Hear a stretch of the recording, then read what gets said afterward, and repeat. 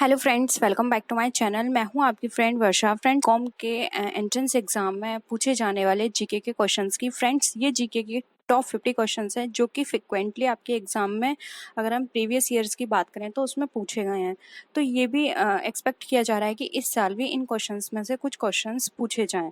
तो अगर आप ये टॉप 50 क्वेश्चंस पढ़ लेते हैं तो आपको बहुत सारी हेल्प मिल जाएगी, जिसके थ्रू आप इजीली अपना एडमिशन अपने मनचाहे स्कूल में ले सकते हैं।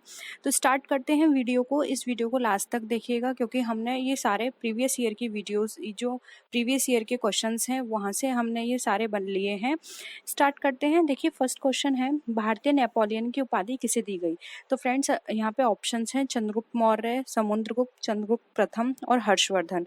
ये क्वेश्चन बहुत पूछा जाता है, ये आप ये कह सकते हैं कि फेवरेट क्वेश्चन है एग्जामिनर का।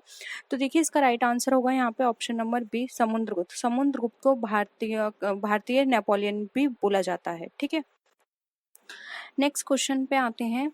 आयुर्वेद के वैद्य चिकित्सा का भगवान मानते हैं। अब ये है ये क्वेश्चन इस तरह से भी आ सकता है कि जो आयुर्वेद के वैद्य चिकित्सक हैं उसके जन्मदाता कौन है। ठीक है, आयुर्वेद के जन्मदाता कौन है, इस तरह से भी क्वेश्चन पूछा जा सकता है। ऑप्शंस हैं सुश्रुत, च्यवन, धन्वंतरी या चरक। तो देखिए यहाँ पे इसका ऑप्शन सी राइट आंसर होगा। धन्वंतरी को आयुर्वेद के जनक भी कहा जाता है और इनको आयुर्वेद के वैद्य चिकित्सा का भगवान भी माना जाता है। ऑप्शन सी राइट आंसर है। नेक्स्ट क्वेश्चन है, पहला ज्ञात गुप्त शासक कौन था? अब हमें पहला ज्ञात गुप्त शासक पूछना है। तो देखिए ये भी हमारा यहाँ पे इम्पोर्टेंट क्वेश्चन है। ऑप्शन है श्रीगुप्त, चंद्रगुप्त प्रथम, घटोत्कच और कुमार गुप्त प्रथम। तो देखिए फ्रेंड यहाँ पे इसका राइट आंसर है ऑप्शन ए, श्रीगुप्त को पहला ज्ञात गुप्त का शासक माना जाता है। नेक्स्ट क्वेश्चन पे आते हैं। आर्यभट्ट और वराह मिहिर के सुविख्यात नाम किसके युग के साथ संबंधित हैं? तो ये भी पूछ सकते हैं कि आर्यभट्ट और वराह मिहिर जो हैं वो किस युग से संबंधित हैं? गुप्त वंश, कुषाण वंश, मौर्य वंश या पाल वंश। तो देखिए इसका राइट आंसर है ऑप्शन ए, ये गुप्त वंश से संबंधित हैं। ये गुप्त समय जो था उस टाइम पर ये विख्यात हुए थे। और देखिए आर्यभट्ट की आपको एक पुस्तक है जो कि बहुत पूछी जाती है, हम आगे क्वेश्चंस में उसको भी डिस्कस करेंगे। ये बहुत फेवरेट क्वेश्चन है उनका। आर्यभट्ट की वो पुस्तक जरूर पूछी जाती है कि ये किसने लिखी है। ठीक है, नेक्स्ट आते हैं। इलाहाबाद के स्तंभ में किसकी उपलब्धियां उत्कीर्ण हैं? चंद्रगुप्त मौर्य, समुद्रगुप्त, विक्रमादित्य या फिर स्कंदगुप्त। तो देखिए इलाहाबाद के स्तंभ में जब जो हमारा उपलब्धियां उत्कीर्ण हैं वो है यहाँ पे ऑप्शन बी, समुद्रगुप्त की। ऑप्शन बी राइट है। नेक्स्ट क्वेश्चन है, चीनी यात्री फाहियान किस गुप्त शासक के शासनकाल के दौरान भारत आया था? ये भी बहुत फेवरेट क्वेश्चन है। ये पूछा जाता है, एक फाहियान पूछा जाता है और एक में आता है हिंसांग किसके शासनकाल में आया था। ठीक है, तो देखिए यहाँ पर ऑप्शंस हैं चंद्रगुप्त मौर्य, समुद्रगुप्त, चंद्रगुप्त द्वितीय या फिर कुमारगुप्त। इसका right answer option C, Chandragupta द्वितीय के। ठीक है, नेक्स्ट क्वेश्चन है, कवि कालिदास किसके राजकवि थे? चंद्रगुप्त मौर्य, समुद्रगुप्त, चंद्रगुप्त द्वितीय या फिर कुमारगुप्त के। राइट आंसर है सी, ये चंद्रगुप्त द्वितीय के राजकवि थे। नेक्स्ट क्वेश्चन है,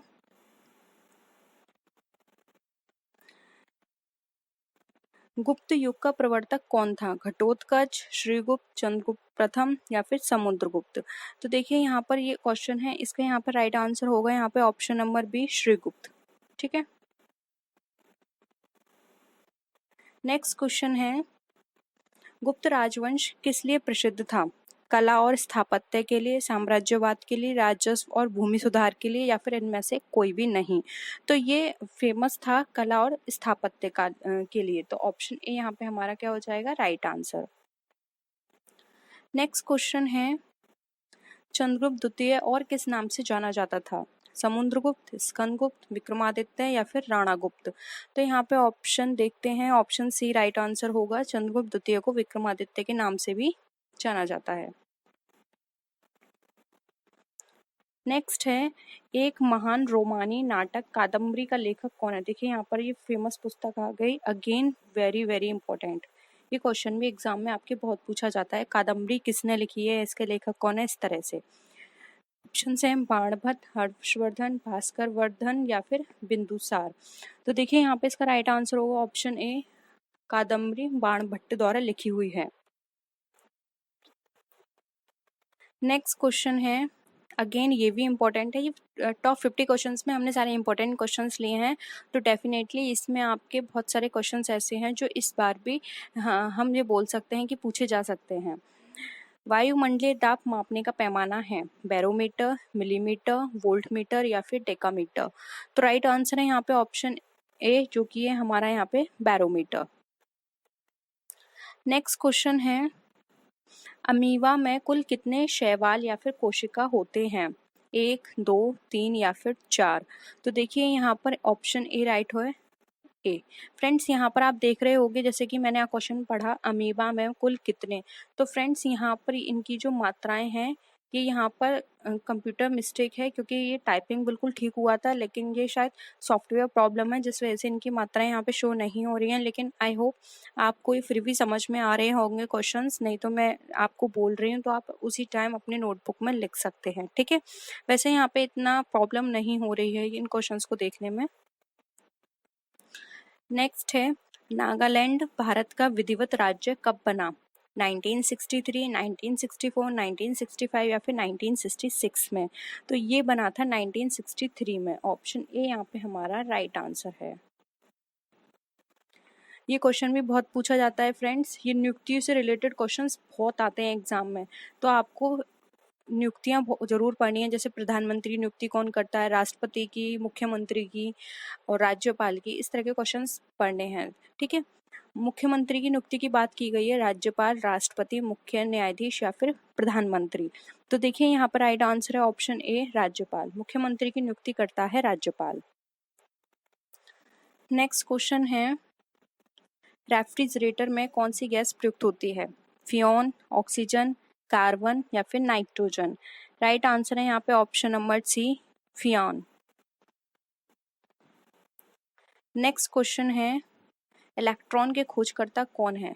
फ्रेंड्स इसमें देखिए, इलेक्ट्रॉन की बात करें, प्रोटॉन की बात करें, ठीक है, इनके खोजकर्ता जरूर पूछे जाते हैं, लेकिन इलेक्ट्रॉन सबसे ज्यादा पूछा जाता है। आप प्रोटॉन को भी पढ़ लीजिएगा, प्रोटॉन के खोजकर्ता कौन है? जे थॉमसन, डार्विन, जे थॉमस या फिर कलाम आजाद। तो देखिए इसका राइट आंसर है ए, जो कि हमारे जे थॉमसन। न्यूट्रॉन का भी प्लीज जरूर पढ़ देख लीजिएगा आप एक बार। अब ये देखिए यहाँ पर हमारा ये क्वेश्चन है, रविन्द्रनाथ टैगोर ने भारत के राष्ट्रगान के अलावा किस एक और देश का राष्ट्रगान लिखा है? तो रविन्द्रनाथ टैगोर ने दो के राष्ट्रगान लिखे थे, एक था भारत, दूसरा देखिए ऑप्शन में है बांग्लादेश, चाइना, श्रीलंका या पाकिस्तान। तो ऑप्शन ए राइट आंसर है, बांग्लादेश, ठीक है। नेक्स्ट क्वेश्चन है, लोहे पर जंग लगने से उसका भार में क्या चेंजेस आते हैं? वो बढ़ जाता है, अत्यधिक बढ़ता है, कम हो जाता है या फिर ज्यादा हल्का हो जाता है। तो राइट आंसर है ए, लोहे पर जंग लगने पर उसका भार बढ़ता है, ठीक है। नेक्स्ट क्वेश्चन है, किसे भविष्य की धातु कहा जाता है? किसे है, ठीक है, किसे भविष्य की धातु कहा जाता है? टाइटेनियम, लीड, मर्क्यूरी या फिर प्लेटिनम, ठीक है। तो देखिए यहाँ पर इसका राइट आंसर है ऑप्शन नंबर ए, जो कि हमारा टाइटेनियम, टाइटेनियम, ठीक है, ऑप्शन ए राइट है। नेक्स्ट क्वेश्चन है, दिल्ली की सुल्तान रजिया सुल्तान किसकी पुत्री थी? शम्स उद दिल इल्तुतमिश की, अलाउद्दीन खिलजी, बाबर या मोहम्मद तुगलक। तो देखिए राइट आंसर है ऑप्शन ए, इल्तुतमिश की पुत्री थी रजिया सुल्तान। और इसका एक और क्वेश्चन इस तरह से ही पूछा जाता है कि दिल्ली की पहली सुल्तान कौन सी महिला थी, जो पहली महिला सुल्तान बनी थी? तो वो थी रजिया सुल्तान, ये पुत्री थी इल्तुतमिश की। इस तरह से भी क्वेश्चन पूछा जाता है, प्रथम महिला थी जो कि दिल्ली की सुल्तान नियुक्त हुई थी। नेक्स्ट है, बिहार का शोक किस नदी को कहा जाता है? कोसी, माही, रावी या फिर यमुना। तो राइट आंसर है ए, ऑप्शन ए है माही, सॉरी ऑप्शन ए है काशी, माही ऑप्शन बी है जो कि गलत है। ए यहाँ पे राइट आंसर है कोसी, ठीक है, कोसी। नेक्स्ट क्वेश्चन है, अलीगढ़ किस उत्पाद के लिए मशहूर है? ताले बनाने के लिए, चूड़ी बनाने के लिए, आभूषण बनाने के लिए या फिर कपड़ा बनाने के लिए? राइट आंसर है ए, अलीगढ़ प्रसिद्ध है ताले बनाने के लिए। नेक्स्ट क्वेश्चन है, किस भारतीय राज्य में विशाखापट्टनम बंदरगाह स्थित है? ये विशाखापट्टनम बंदरगाह बहुत ही इम्पोर्टेंट है और बहुत फेमस बंदरगाह है, ठीक है। तो आपको ये याद रखना है, एग्जाम में ये बंदरगाह बहुत पूछा जाता है। आंध्र प्रदेश, नागालैंड, मणिपुर या फिर महाराष्ट्र? तो देखिए इसका राइट आंसर है यहाँ पे ऑप्शन नंबर ए, जो कि हमारा आंध्र प्रदेश, ये आंध्र प्रदेश में स्थित है। नेक्स्ट क्वेश्चन है, हमारे सौर परिवार में कितने ग्रह हैं? 8, 9, 7 या 10? तो हमारे सौर परिवार की बात करें तो उसमें ग्रहों की संख्या है 8। ऑप्शन ए यहाँ पे राइट आंसर है। नेक्स्ट क्वेश्चन है, बैसाखी त्योहार किस धर्म के लोग मनाते हैं?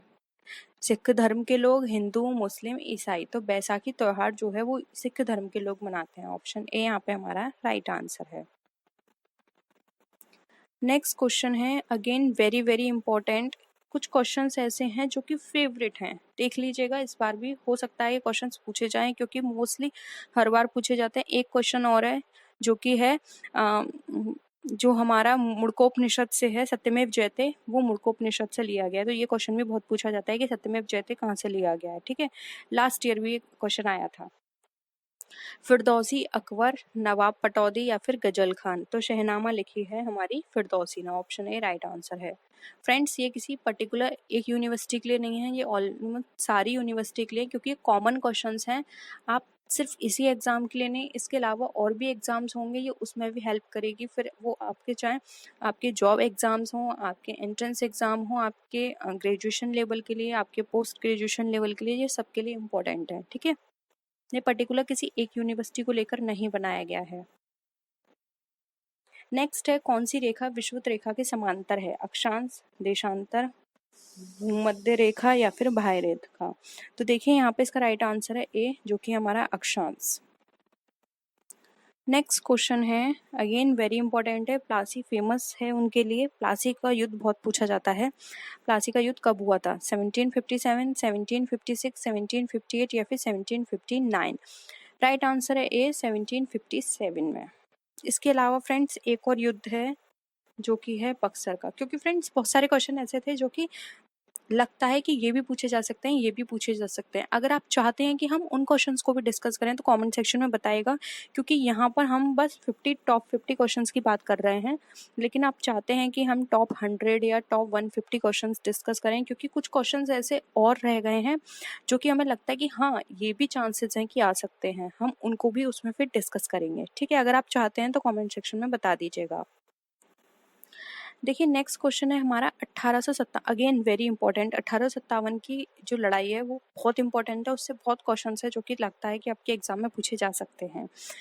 1857 फ्रेंड्स, इसके साथ ही साथ देखिए 20 डे सीरीज हमारी बीएड एंट्रेंस एग्जाम के नाम से थी, ठीक है। फ्रेंड्स, बीएड एंट्रेंस एग्जाम के अंदर जो 20 डे सीरीज हमने डिस्कस की थी, उस पूरे 20 डे सीरीज में हमने जीके डिस्कस की है, और वो जीके आपके एग्जाम के लिए भी इम्पोर्टेंट है। अगर आप एक बार वो 20 डे सीरीज देख लेते हैं, उसमें बहुत सारे क्वेश्चंस और चैप्टर्स हमने ऐसे डिस्कस किए हैं जो कि आपके एग्जाम के लिए भी इम्पोर्टेंट है।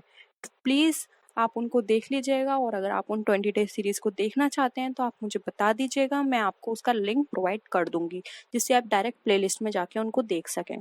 प्लीज़ एक बार मेरे कहने पे उनको देख लीजिएगा, क्योंकि बहुत सारी चीज़ें ऐसी हैं, जैसे कि 1857 का टॉपिक है, हमने पूरा उसमें डिस्कस किया हुआ है, ठीक है। इंपॉर्टेंट इन्वेंशंस हमने डिस्कस किए हुए हैं, इंपॉर्टेंट बुक्स हमने वहाँ पे डिस्कस की हुई हैं, तो वहाँ से आप प्रिपरेशन कर लेंगे तो आपके जीके का पार्ट जो है वो कवर हो जाएगा, क्योंकि जीके का पोर्शन एक ऐसा पोर्शन है जहाँ से सबसे ज़्यादा क्वेश्चन आते हैं और आप ईजिली वहाँ पर सबसे ज़्यादा नंबर ला सकते हैं। नेक्स्ट है, 1857 ईस्वी के विद्रोह में झांसी की रानी लक्ष्मीबाई ने किसके सहयोग से ग्वालियर में विद्रोह किया था? तात्या टोपे, नाना साहब, लक्ष्मीबाई या फिर मंगल पांडे? देखिए ये ऑप्शन तो कट ही गया, ठीक है। रानी लक्ष्मीबाई के सहयोग की बात की जा रही है, वो खुद अपना सहयोग नहीं लेंगी, ठीक है। तो देखिए यहाँ पर अगर हम बात करें तो राइट आंसर है ऑप्शन ए, जो कि हमारा तात्या टोपे। नेक्स्ट क्वेश्चन पे आते हैं, अगेन वेरी कॉमन है एंड इम्पोर्टेंट क्वेश्चन है, महात्मा गांधी जी की पत्नी का नाम क्या था? कस्तूरबा गांधी, कमला देवी, पुतलीबाई या फिर अरुणा देवी। तो देखिए यहाँ पर बात की जा रही है पत्नी की। ऑप्शन ए राइट आंसर है कस्तूरबा गांधी। नेक्स्ट क्वेश्चन है, भारतीय राष्ट्रीय कांग्रेस के संस्थापक कौन थे? ए हो हुयूम, जवाहरलाल नेहरू, मोतीलाल नेहरू या फिर जनरल डायर। राइट आंसर है इसका ऑप्शन नंबर ए, जो कि है हमारा ए हो हुयूम, जिसने भारतीय राष्ट्रीय कांग्रेस की स्थापना की थी। नेक्स्ट है फ्रेंड्स, ये इस संस्थापक जो थे ए हुयूम, हमने इसके ऊपर भी वहाँ पे 20 सीरीज में डिस्कस किया हुआ है, फेमस संस्था और उनके संस्थापक, प्लीज जरूर देख लीजिएगा। स्वतंत्र भारत के प्रथम भारतीय गवर्नर जनरल थे श्री राजगोपालचारी, सरदार पटेल, महात्मा गांधी, कैलाश नारायण। तो देखिए इसका राइट आंसर है ऑप्शन ए, जो कि हमारा सी राजगोपालचारी। नेक्स्ट क्वेश्चन है, प्रार्थना सभा, इंपॉर्टेंट क्वेश्चन है ये बहुत, की स्थापना किसने की? आत्माराम पांडुरंग, ज्योतिबा राव फुले, राम हंसदास या फिर हरमिला मुनि। तो देखिए यहाँ पर राइट आंसर होगा ए, आत्माराम पांडुरंग ने प्रार्थना समाज की स्थापना की थी।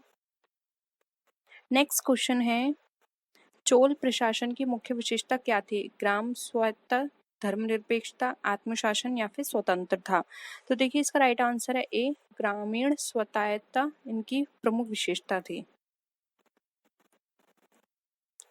नेक्स्ट क्वेश्चन है, किस शासक ने ग्रांड ट्रंक रोड का निर्माण करवाया? शेरशाह सूरी, महाराणा प्रताप, अकबर या फिर मानसिंह। राइट आंसर है ए, शेरशाह सूरी ने ग्रांड ट्रंक रोड का निर्माण करवाया, जिसको जीटीआई भी बोलते हैं। नेक्स्ट है, किस स्थान पर सिंधु घाटी सभ्यता का बंदरगाह स्थित है? लोथल, लाहौर, सिंधु या फिर काबुल। तो देखिए राइट आंसर है इसका ऑप्शन ए, लोथल। नेक्स्ट है, पूर्वोत्तर राज्य में सबसे बड़ा राज्य कौन सा है? अरुणाचल प्रदेश, सिक्किम, नागालैंड या फिर आसाम। राइट आंसर है option A, Arunachal Pradesh. Next है फ्रेंड्स, इस सूरज है या फिर हम सूर्य भी बोल सकते हैं, सूर्य, ठीक है, या फिर सूरज। सूरज के सबसे नजदीक ग्रह कौन सा है? बुध, गुरु, शुक्र या शनि। तो राइट आंसर है यहाँ पे देखिए option A, Budh. Next question है, मुख्य चुनाव आयुक्त की नियुक्ति कौन करता है? राष्ट्रपति, प्रधानमंत्री, मुख्य न्यायाधीश या फिर राज्यपाल। तो देखिए यहाँ पे राइट आंसर है ऑप्शन नंबर ए, जो कि हमारा राष्ट्रपति। नियुक्ति से रिलेटेड मैंने आपको पहले भी बोला था कि बहुत क्वेश्चंस पूछे जाते हैं। नेक्स्ट है, ए मेरे वतन के लोगों देश भक्ति गीत किसने लिखा है? गुलजार, राजेश, प्रदीप या फिर शंकर जयकिशन। राइट आंसर है सी, प्रदीप। ठीक है, प्रदीप ने लिखा है ये गीत, फेमस गीत। नेक्स्ट है, कौन सा शहर जापान की राजधानी है? बीजिंग, दिल्ली, रूस या फिर टोक्यो। देखिए राइट आंसर है डी, टोक्यो। कैपिटल से भी बहुत क्वेश्चंस आते हैं आपके एग्जाम में। कौन सा शहर अफगानिस्तान की राजधानी है? काबुल, इस्लामाबाद, कंधार या फिर सिंधु। राइट आंसर है देखिए ऑप्शन नंबर ए, जो कि हमारा काबुल। नेक्स्ट है, किस देश में सूची स्तंभ पिरामिड पाए गए हैं? मिस्र, भारत, अमेरिका या फिर रूस। राइट आंसर है ए, जो कि हमारा मिस्र। नेक्स्ट है, किस वर्ष में महात्मा गांधी का जन्म हुआ था? 1870, 1869, 1871, 1872। तो राइट आंसर है देखिए यहाँ पे ऑप्शन नंबर हमारा, अगर हम बात करें तो बी, जो कि हमारा 1869 में। नेक्स्ट है, अगेन ये भी हमने वहाँ पे 20 डे सीरीज में डिस्कस किया हुआ है डिटेल में।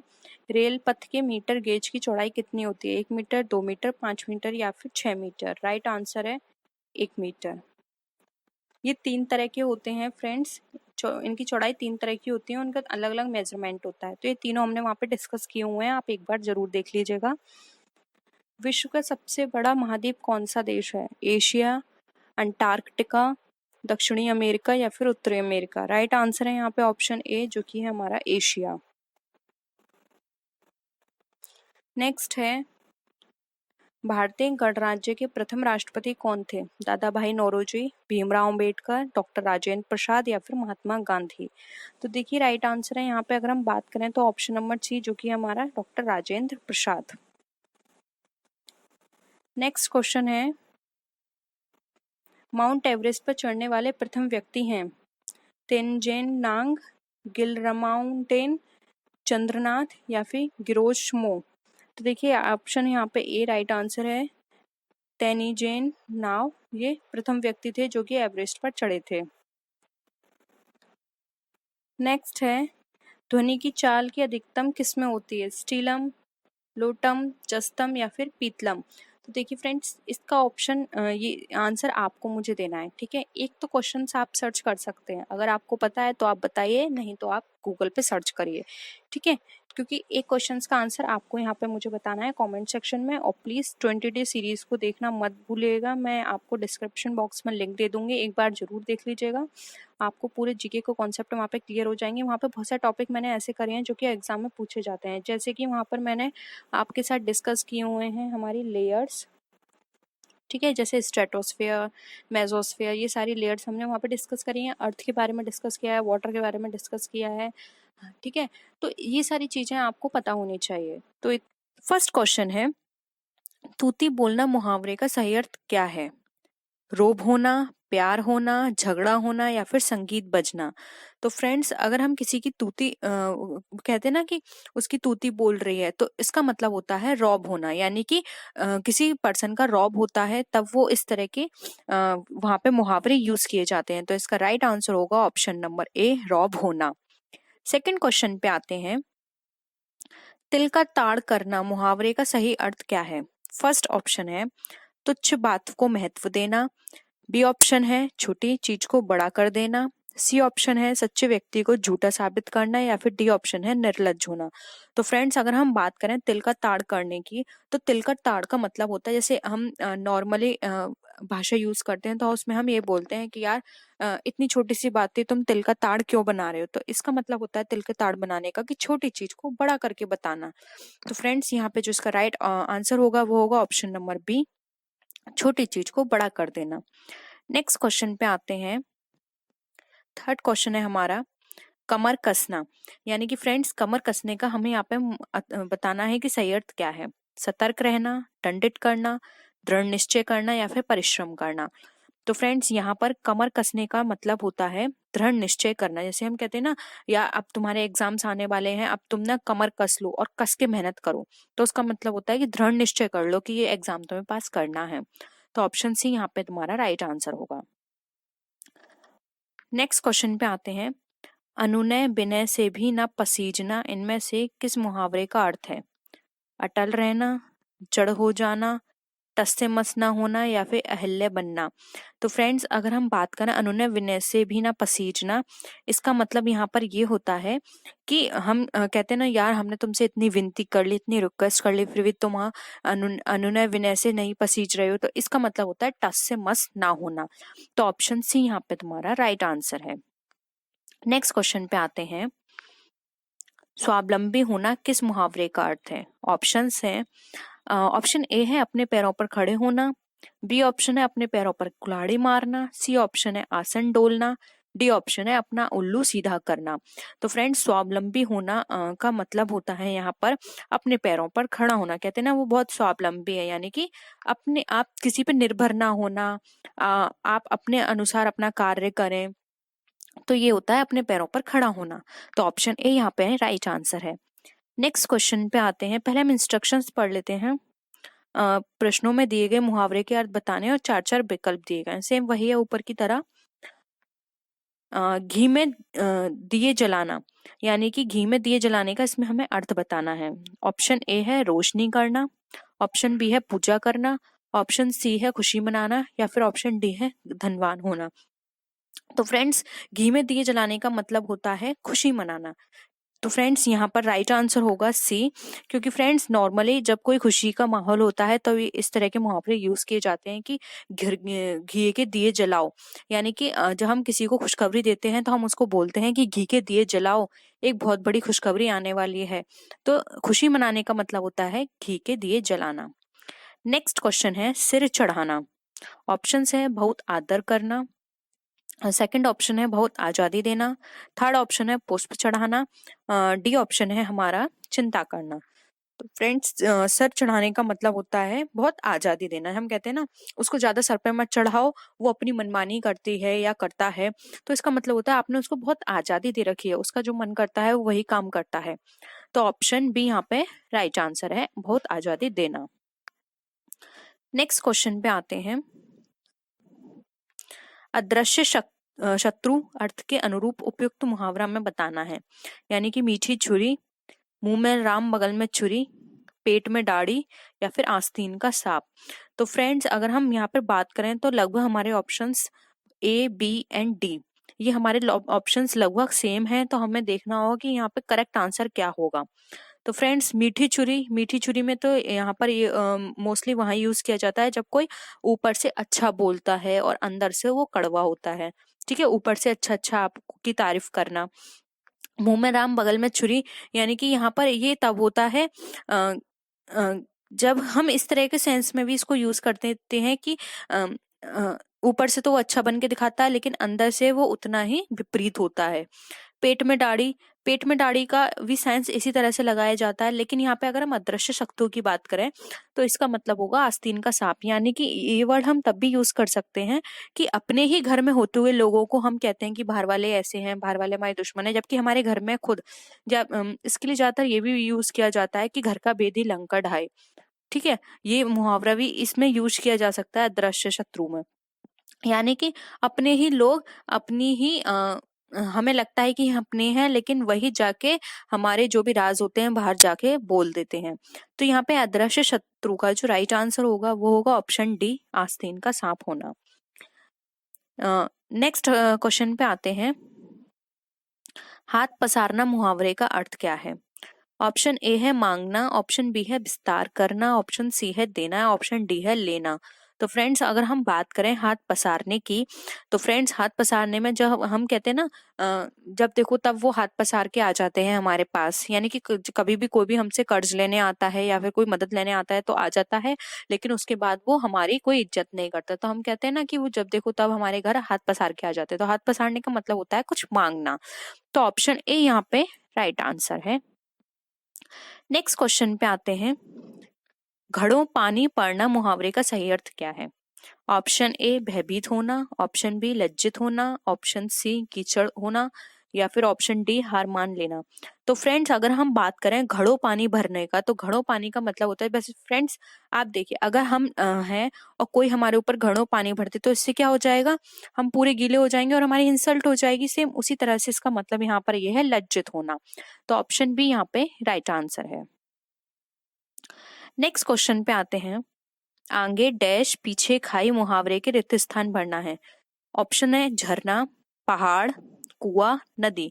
तो फ्रेंड्स आपको इस तरह के मुहावरे भी आपके एग्जाम में पूछे जा सकते हैं। तो आपको जो इम्पोर्टेंट या कुछ ऐसे जो मोस्टली यूज किए जाते हैं लैंग्वेज में, जब हम अमूमन जो नॉर्मल भाषा बोलते हैं उसमें यूज किए जाते हैं, तो आपको उन मुहावरों का भी याद होना चाहिए। सिर्फ आपको उसका अर्थ नहीं, आपको वो मुहावरे भी अच्छे से पता होने चाहिए, क्योंकि आपको फिल इन द ब्लैंक्स में उस तरह के पूछे जा सकते हैं। तो फ्रेंड्स ये होता है आगे कुआं पीछे खाई, यानी कि फ्रेंड्स इसका राइट आंसर है सी। ये बोला जाता है ना आगे कुआं पीछे खाई, यानी कि अगर हम कोई राज बोलते हैं तब भी हम किसी परेशानी में आ सकते हैं, और अगर हम वो राज नहीं बताएंगे तब भी हम परेशानी में आ सकते हैं।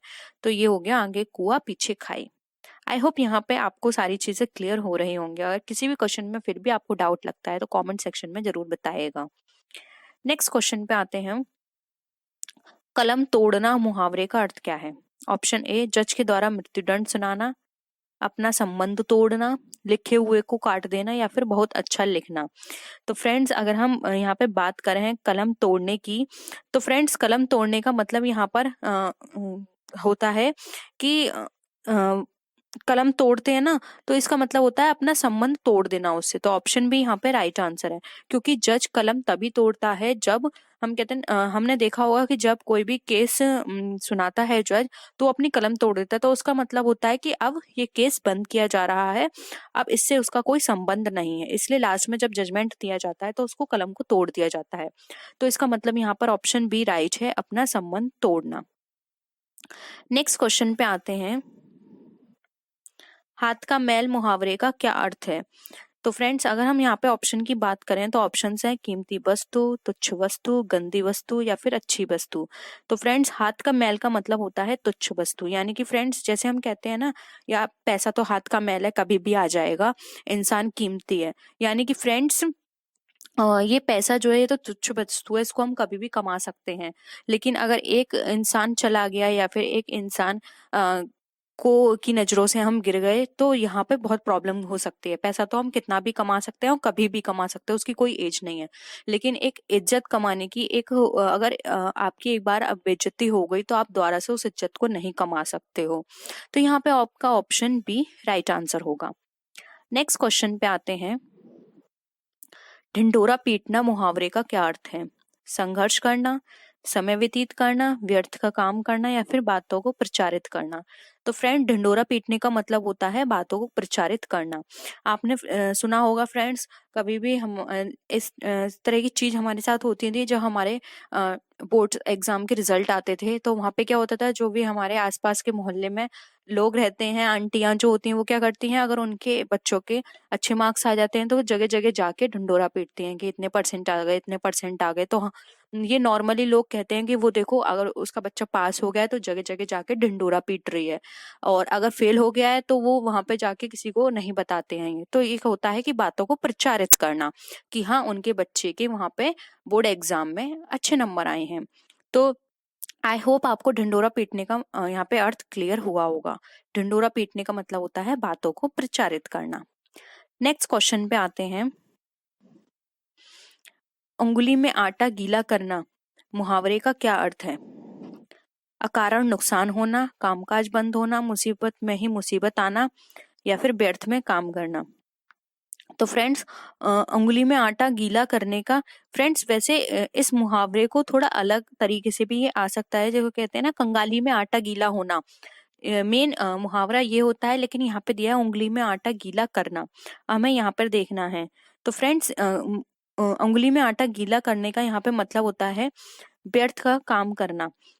उंगली में आटा गीला करना यानी उंगली से जब आप आटा गीला करोगे तो उससे आपका कोई भी रिजल्ट निकल कर नहीं आएगा, तो इसका अर्थ है व्यर्थ का काम करना। जबकि फ्रेंड्स, एक होता है कंगाली में आटा गीला करना, उसका अर्थ होता है मुसीबत पे मुसीबत आना, यानी कि वो पहले से ही गरीब है, आटा गीला और हो गया उसका, यानी कि और मुसीबत आ गई।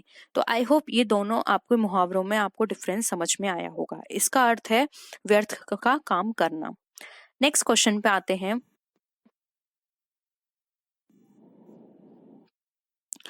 हाथ मलना मुहावरे का क्या अर्थ है? ऑप्शन ए मांगना, ऑप्शन बी पछताना, ऑप्शन सी दुखी होना या फिर ऑप्शन डी निष्प्रभ होना।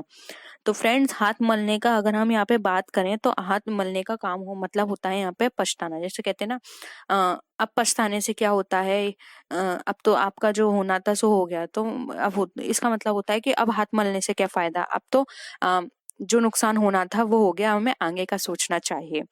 तो हाथ मलने का अर्थ हो गया पछताना। नेक्स्ट क्वेश्चन पे आते हैं, छठी का दूध याद आना मुहावरे का क्या अर्थ है? ऑप्शन ए सुध बुझ जाना, बहुत कष्ट होना, बचपन याद करना या फिर बच्चों जैसा व्यवहार करना।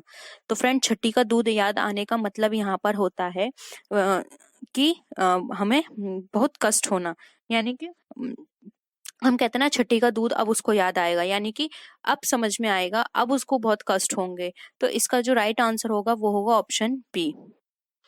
नेक्स्ट है, 9-2-11 होना मुहावरे का क्या अर्थ है? धोखे में पड़ना, निशाने पर लगना, निशाना बन जाना या फिर रफू चक्कर हो जाना।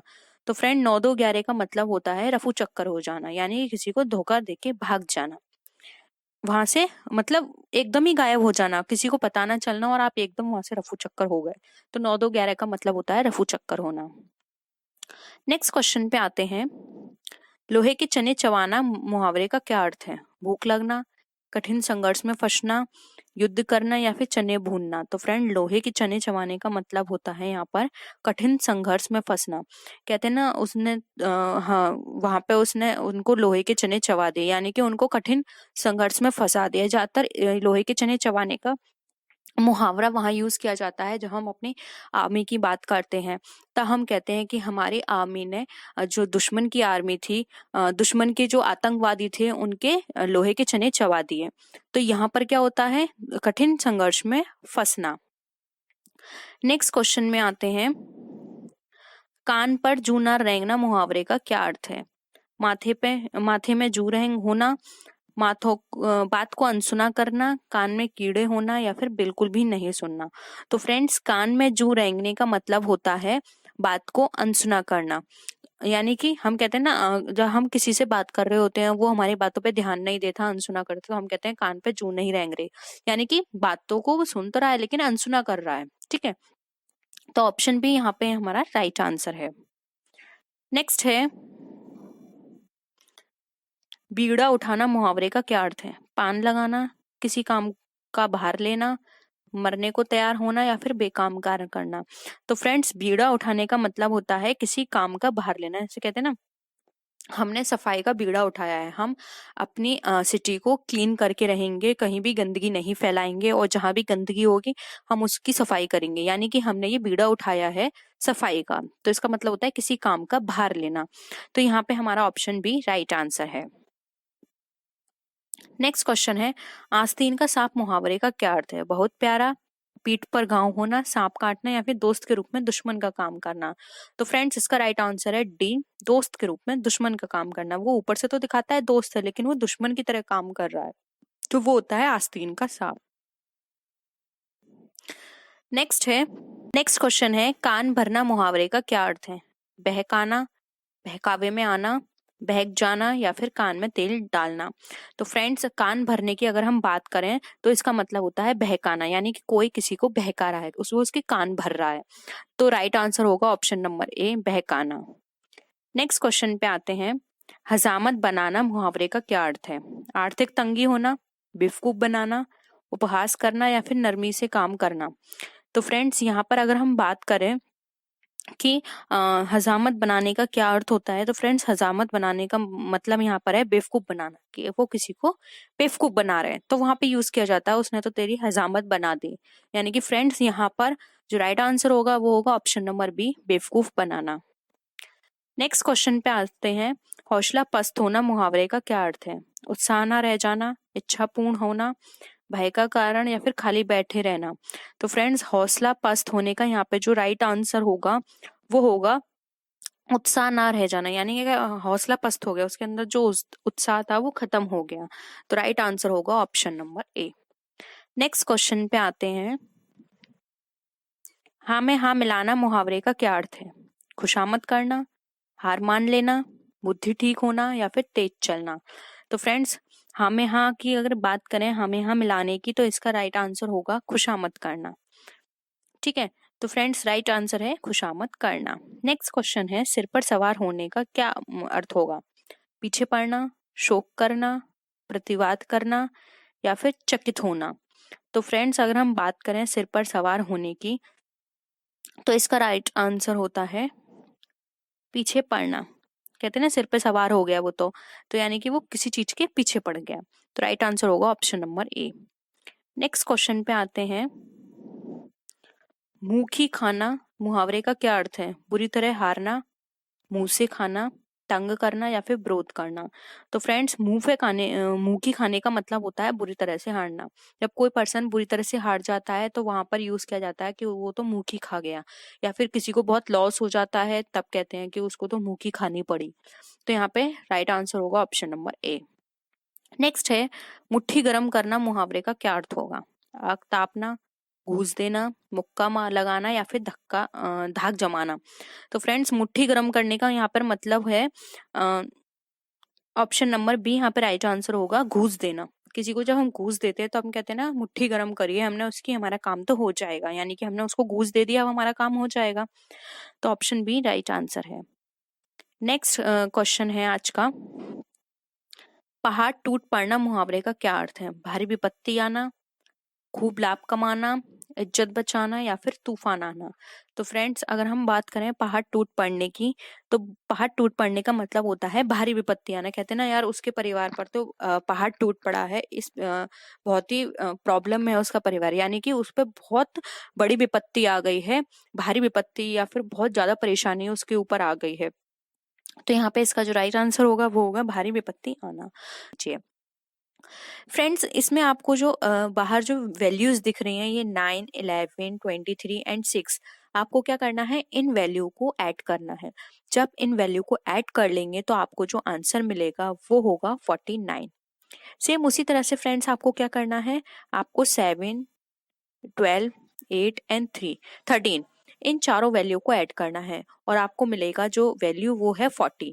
तो यानी कि ये वाली सीरीज आप कंटिन्यू कर सकते हैं। उसी तरह से आपको क्या करना है, 16, 9, 26 एंड 8 इन चारों वैल्यू को ऐड करेंगे और इनको ऐड करने के बाद जो आपको वैल्यू मिलेगी वो होगी 59। तो देखिए फ्रेंड्स ऑप्शन सी में हमें 59 गिवन है, तो हमारा जो राइट आंसर होगा वो होगा option number C 59। Next question पे आते हैं। यहाँ पर देखिए फ्रेंड्स अगेन हमें इसी तरह का दे रखा है, तो कोशिश करेंगे हम कि दोबारा से हम यही मेथड देखें, क्योंकि हो सकता है कि इसमें भी वही मेथड फॉलो किया गया हो। तो हम ऐड करेंगे 11 में 44, 44, 33 एंड 22 इन चारों को हम ऐड करेंगे और ऐड करने के बाद हमें वैल्यू मिलेगी 110, यानी कि ये वाली हमारा मेथड बिल्कुल करेक्ट है। सेकंड में और चेक कर लेते हैं, 15, 40, 33 एंड 24 इन चारों वैल्यू को ऐड करने पर हमें वैल्यू मिलेगी 112। सेम उसी तरह से आप यहाँ पर चेक कीजिए फ्रेंड्स, यहाँ पर जो हमें वैल्यू मिल रही है हमें इस वैल्यू को फाइंड आउट करना है। तो आप क्या करोगे, 12, 34 एंड 23 आपको इन तीन वैल्यू को काउंट करना है। इन तीन वैल्यू को काउंट करने के बाद आप ये जो 114 है वैल्यू है इसमें आप माइनस कीजिए 12, 34 एंड 23। आप इनको जब कैलकुलेट करेंगे तो ये कैलकुलेट करके जो आपकी वैल्यू निकल कर आएगी वो होगी 69, जबकि आपको क्या चाहिए 140। तो आपको क्या माइनस करना होगा 69 में। जब आप माइनस करेंगे 114 को माइनस करेंगे 69 में तो आपको जो वैल्यू मिलेगी वो होगी 45। तो देखिए फ्रेंड्स यहाँ पे जो हमें ऑप्शन बी में गिवन है वैल्यू 45, ये हमारा यहाँ पे राइट आंसर है। नेक्स्ट क्वेश्चन पे आते हैं। देखिए फ्रेंड्स ये क्वेश्चन थोड़ा बड़ा है तो मैं स्क्रीन छोटी कर रही हूँ, आई होप आपको अभी क्लियर हो रहा होगा। 2, 4 एंड 20 इस तरह से ये वैल्यूज हमें गिवन है y के फॉर्म में। अब हम देखते हैं कि इसमें कौन सा मेथड यहाँ यूज किया गया है। तो फ्रेंड्स चेक कीजिए, ये 2 का स्क्वायर कितना होता है 4 एंड 4 का स्क्वायर कितना होता है 16, दोनों को ऐड करेंगे कितना आ जाएगा 20। तो देखिए यहाँ पे 20 आ गया। 3 का स्क्वायर कितना होता है, 3 का यहाँ पे स्क्वायर होता है हमारा 9 एंड 9 का स्क्वायर कितना होता है 81। अब इन दोनों को प्लस करेंगे तो हमारा आ जाएगा 90। सेम उसी तरह से 7 का स्क्वायर करेंगे तो हमारा आएगा 49, 1 का स्क्वायर 1 ही रहता है तो यहाँ पर आ जाएगा 50। तो ऑप्शन सी यहाँ पे हमारा राइट आंसर है 50। नेक्स्ट क्वेश्चन पे आते हैं। यहाँ पर हमें ये वैल्यू दे रखी है फ्रेंड्स, यहाँ पर अलग अलग वैल्यू हैं। आप देखिए इन दोनों के बीच में ज्यादा स्पेस नहीं छोड़ा गया है, लेकिन ये वैल्यू इस तरह से गिवन है। तो आपको देखना है 3, 6, 4, 8, 28, 7, 7 क्वेश्चन मार्क एंड 6 ये पेयर है इनके। तो फ्रेंड चेक कीजिए, आप 3 को पहले मल्टीप्लाई कीजिए 4 से। 3 को आप मल्टीप्लाई करेंगे 4 से तो कितना निकल कर आएगा आपका 12, और 12 को जब आप डिवाइड करेंगे 2 से तो आपका निकल कर आएगा ये 6।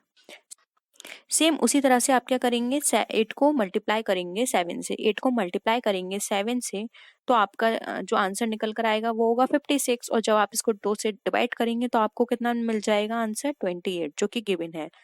अब आप क्या करेंगे 7 को 6 से मल्टीप्लाई करें, आप मल्टीप्लाई करेंगे 7 इंटू 6 और जो भी आपका प्रोडक्ट निकल कर आएगा आप उसको 2 से डिवाइड कर देंगे। तो आपको डिवाइड करने के बाद जो आंसर निकल कर आएगा फ्रेंड्स वो आएगा आपका 21। तो ऑप्शन बी यहाँ पे आपका राइट आंसर है 21। नेक्स्ट क्वेश्चन पे आते हैं। अगेन ये उसी तरह का क्वेश्चन है अभी जो हमने क्वेश्चन यहाँ सॉल्व किया है। देखिए फ्रेंड्स, यहाँ पे सबसे पहले हम आपस में मल्टीप्लाई करके देख लेते हैं। आप 13 को मल्टीप्लाई करेंगे 17 से तो आपका आंसर निकल कर आएगा 221। वहीं आप अगर 12 को 19 से मल्टीप्लाई करते हैं तो आपका आएगा 228। और आप 13 को आप 18 से मल्टीप्लाई करेंगे तो आपका जो आंसर निकल कर आएगा वो होगा 234। तो देखिए ऑप्शन बी में आपको आंसर गिवन है 234। तो आपका जो राइट आंसर है वो है ऑप्शन नंबर बी 234। तो आई होप आपको ये क्लियर होगा। नेक्स्ट क्वेश्चन पे मूव करते हैं।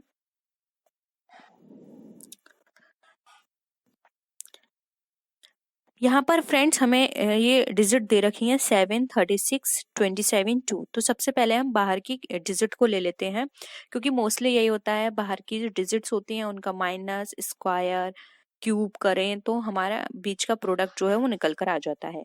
तो फ्रेंड्स यहाँ पर देखिए बीच में हमें वैल्यू ज्यादा बड़ी गिवन नहीं है, तो हो सकता है ये प्लस या माइनस में ही हो। तो हम क्या करेंगे 7, 36, 36, 2, 27, 2 एंड 27, 2 यानी कि इन चारों को आपस में हम ऐड कर लेंगे। ऐड करने के बाद हमारा जो आंसर निकल कर आएगा वो होगा 72।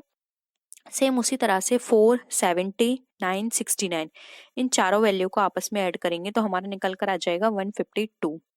अब हमें क्या करना है 9, 95, 15 एंड 4 इन तीनों वैल्यू को आपस में ऐड करना है।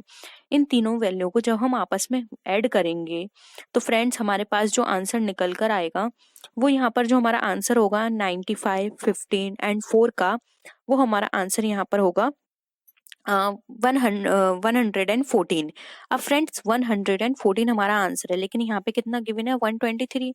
तो 123 में जब हम 114 को माइनस करेंगे तो हमारा जो आंसर निकल कर आएगा वो होगा 9। तो देखिए फ्रेंड्स ऑप्शन ए यहाँ पे 9 गिवन है, तो हमारा जो राइट आंसर है वो है ऑप्शन नंबर ए 9।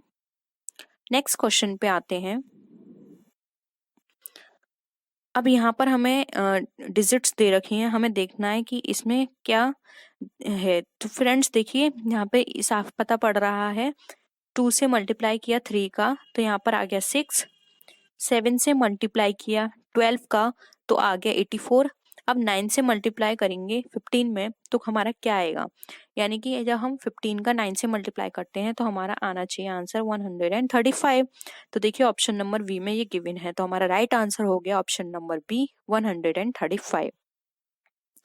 नेक्स्ट क्वेश्चन पे मूव करते हैं।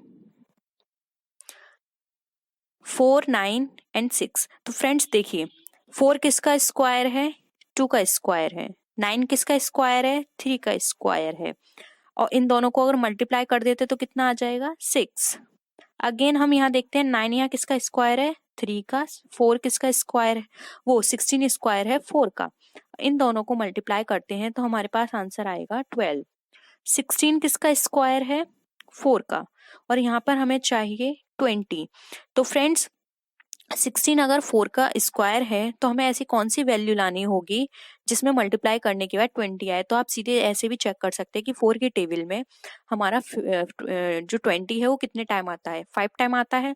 तो यानी कि यहाँ पर कितना होना चाहिए 25, जिससे कि अगर हम 5 से मल्टीप्लाई करेंगे, क्योंकि 25 का स्क्वायर क्या होगा किसका स्क्वायर होता है 5 का। तो 4 और 5 को आप आपस में मल्टीप्लाई करेंगे तो आपका आंसर आ जाएगा 20। तो यानी कि यहाँ पर जो वैल्यू होनी चाहिए वो होनी चाहिए 25। तो देखिए ऑप्शन बी में हमें 25 गिवन है, हमारा जो राइट आंसर होगा वो होगा option number B 25। I hope clear होंगे आपको सारे क्वेश्चंस। नेक्स्ट क्वेश्चन पे चलते हैं। फ्रेंड्स इस तरह के क्वेश्चंस को करने के लिए आपको सबसे पहले अपनी नोटबुक में देखना होगा कि यहाँ पर ऐसी कौन सी वैल्यू है जिसके थ्रू हम यहाँ पर ये नंबर ला सकते हैं। तो फ्रेंड्स सबसे पहले आपको क्या करना होगा a plus B. A plus B कितना होता है, देखिए a प्लस बी, ए के नीचे नंबर 1 आता है, बी कितने प्लेस पर आता है 2 प्लेस पर, और जब आप a प्लस बी कर दोगे तो कितना आ जाएगा 3, और 3 का स्क्वायर कितना होता है 9। देखिए आ गया। वही सी है, सी का प्लेस नंबर क्या होता है 3, और डी का प्लेस नंबर क्या होता है 4। 3 और 4 कितना हो गया यहाँ पर 7, और 7 का स्क्वायर कितना होता है यहाँ पे 49। आई होप क्लियर हो रही होंगी सारी चीजें आपको। अब आपको बताना है ई का प्लेस नंबर क्या है। तो फ्रेंड्स ई का प्लेस नंबर होता है 5 और यहाँ पे एफ गिवन है तो एफ का प्लेस नंबर होता है 6। तो बताइए फ्रेंड्स ये कितना आंसर हुआ। तो फ्रेंड्स इसका जो राइट आंसर आएगा वो होगा 11। ठीक है, 11 आ गया। अब हम 11 का स्क्वायर कर देते हैं तो हमारा राइट आंसर क्या आएगा, हमारा राइट आंसर आएगा 121। तो फ्रेंड्स हमारा जो राइट आंसर है वो है ऑप्शन नंबर सी 121।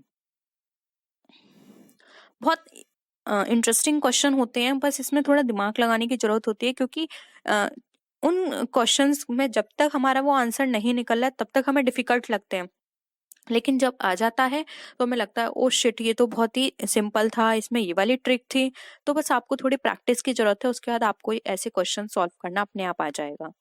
अब देखिए फ्रेंड्स यहाँ पर बहुत ही इंटरेस्टिंग चीज दे रखी है। यहाँ पर ये आपको सिर्फ अल्फाबेट गिवन है, किसी भी तरह की नंबर नहीं दे रखे हैं। तो आपको यहाँ पर क्या करना है, इस तरह से आपको इसी तरह से अपनी नोटबुक में सीरीज लिखनी है। मैं आपको एक बार बता देती हूँ लेकिन मैं रफ कर दूंगी क्योंकि हर चीज अगर मैं यहाँ पे एक्सप्लेन करूंगी तो वो स्क्रीन पर नहीं शो हो पाएगी। आप उसी तरह से अपनी नोटबुक में लिखिएगा। देखिए यहाँ पर स्टार्टिंग कहाँ से है, यहाँ पे स्टार्टिंग बी से है एंड जो एंड है वो जे से है। तो आप उसी तरह से लिखिए A B C D E F G H. अब मैं नीचे लिख देती हूँ लेकिन आप सीध में लिखिएगा आई जे।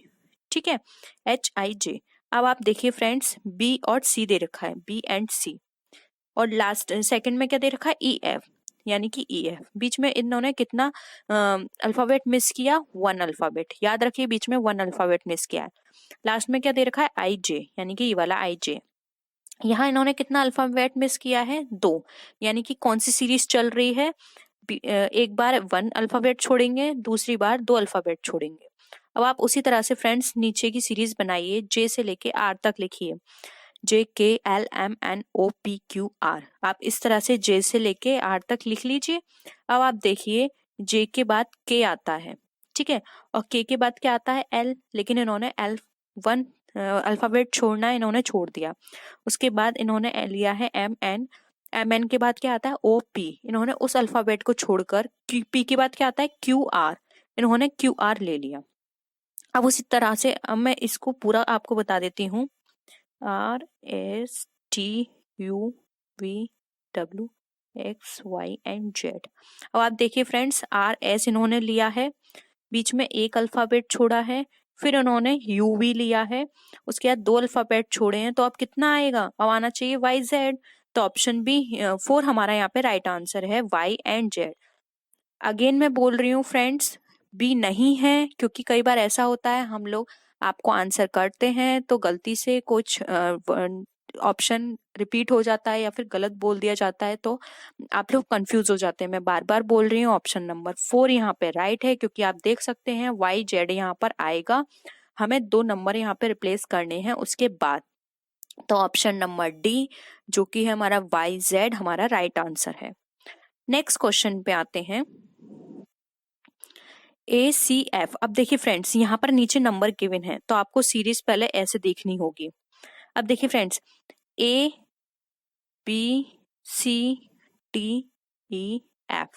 ये आपने नोट कर लिया ABCDEF। अब ए पे ए कितना होता है, ए पर 1, B 4 एंड 5 6। अब देखिए फ्रेंड्स यहाँ पर F है यानी कि पहले आप 6 ले लीजिए, ए है यानी कि 1 ले लीजिए। आप इसको माइनस करेंगे तो कितना निकल कर आएगा 5। तो देखिए यहाँ पे 5 आपको गिवन है। सेम उसी तरह से सी को लिए, सी का कितना प्लेस होता है 3 एंड टी का कितना प्लेस होता है, आप अपनी नोटबुक पे चेक कीजिए, आपने लिखा होगा अभी ऊपर वाले क्वेश्चंस सॉल्व किए हैं उससे। तो फ्रेंड टी का जो वैल्यू होती है वो होती है 20 नंबर पे टी आती है। इन दोनों को आप माइनस करेंगे तो आपको जो वैल्यू मिलेगी वो होगी 17। उसी तरह से आपको एफ एंड वाई की वैल्यू देखनी है। तो फ्रेंड्स एफ और वाई, वाई हमारे कितने नंबर पे आता है, वाई आता है 25 पर, और हमारा नेक्स्ट देखना है एफ, एफ की जो नंबर होता है वो होता है 6 नंबर पे एफ आता है। इन दोनों को मल्टीप्लाई करेंगे तो कितना आ गया 19। तो देखिए फ्रेंड्स यहाँ पर जो नंबर आएगा वो होगा 19। तो ऑप्शन ए यहाँ पे हमारा राइट आंसर है 19। नेक्स्ट क्वेश्चन पे आते हैं,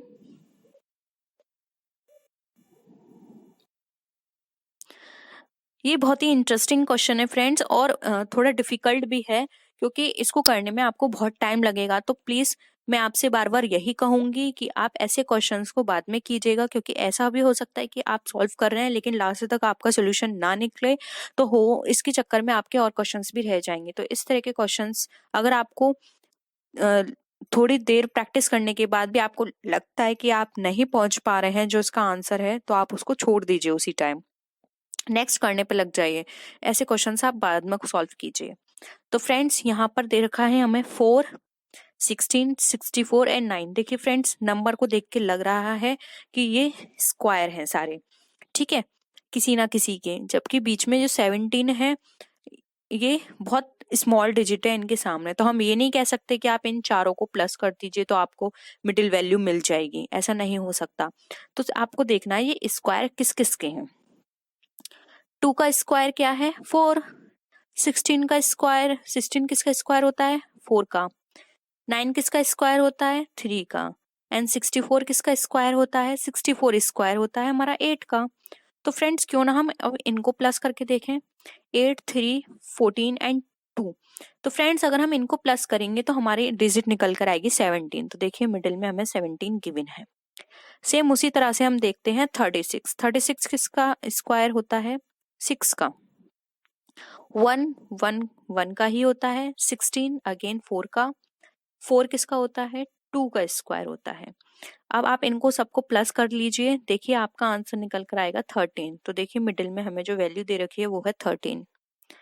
नेक्स्ट क्वेश्चन पे आते हैं 25। 25 किसका स्क्वायर है? 5 का। 81 किसका स्क्वायर है? 9 का। 4 किसका स्क्वायर है? 2 का। एंड 36 किसका स्क्वायर है? 6 का। अब आप इन सबको प्लस कर लीजिए, आपको जो यहाँ पे वैल्यू निकल कर आएगी फ्रेंड्स 5, 6, 2 एंड 9 की, ये वैल्यू होगी आपकी 22। तो आपका ऑप्शन नंबर डी यहाँ पे राइट आंसर होगा। अभी भी फ्रेंड्स आपको कोई भी डाउट हो किसी भी क्वेश्चन में, या फिर आपको लगता हो कि इस तरह से भी सॉल्व कर सकते हैं हम, तो प्लीज कमेंट सेक्शन में जरूर बताना। नेक्स्ट क्वेश्चन पे आते हैं फ्रेंड्स। यहाँ पर आपको देखिए एक दूसरे से मल्टीप्लाई करना होगा। पहले आप 9 का 9 किसका स्क्वायर 9 का स्क्वायर कितना होता है? 81। 5 का कितना होता है? 25। अब आप क्या करेंगे? इन दोनों को आपस में माइनस करेंगे। 81 में आप 25 को जब माइनस करेंगे तो आपकी वैल्यू निकल कर आएगी 56। उसी तरह से फ्रेंड्स 5 का जो स्क्वायर होता है 25 है, एंड 8 का कितना होता है? 64। तो जब आप 85 वो 25 एंड 64 को आपस में माइनस करेंगे, 64 में जब आप 25 माइनस करेंगे तो आपकी वैल्यू निकल कर आएगी 39। ठीक है, सेम उसी तरह से 9, 81, 9 का स्क्वायर 81 एंड 8 का स्क्वायर कितना होता है? 64। जब आप इन दोनों को माइनस करेंगे तो आपकी वैल्यू निकल कर आएगी 17। तो आपको इसी तरह से सॉल्व करना है। ये आप चेक कर लीजिएगा, वैसे मैंने चेक कर लिया है, सही है, इसमें सारी वैल्यूज जो हैं वो सही दे रखी हैं। अब आप करिए 3 का स्क्वायर कितना होता है?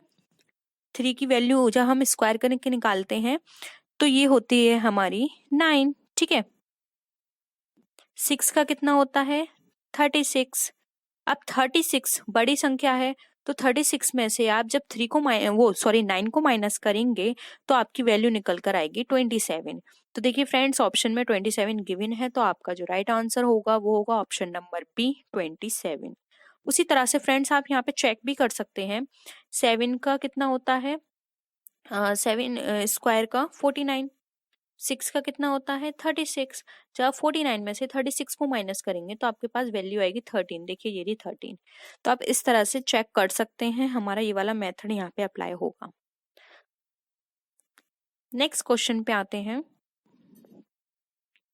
अब यहाँ पर हमें जो वैल्यू दे रखी है, देखिए यहाँ हमें 54, 45, 51 दे रखी है, लेकिन हमें ये वाली वैल्यू फाइंड आउट करनी है। तो देखते हैं यहाँ पर ऐसा कौन सा मेथड अप्लाई किया गया है।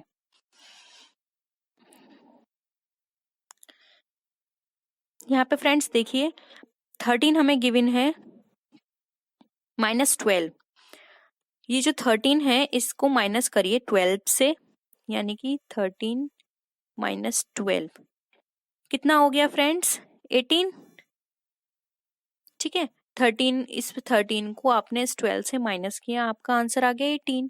अब इसको मल्टीप्लाई करिए 3 से, तो आपको कितना आंसर निकल कर आएगा? आपका जो आंसर निकल कर आएगा वो होगा 54। ठीक है, सेम उसी तरह से आपको माइनस करना है 13 में से 13, इस 13 में से इस 13 को माइनस कीजिए, यानी 30 से आपको 13 को माइनस करना है। आपके पास वैल्यू कितनी निकल कर आई? 17। 17 में जब आप 3 का मल्टीप्लाई करेंगे तो आपके पास वैल्यू निकल कर आएगी 51।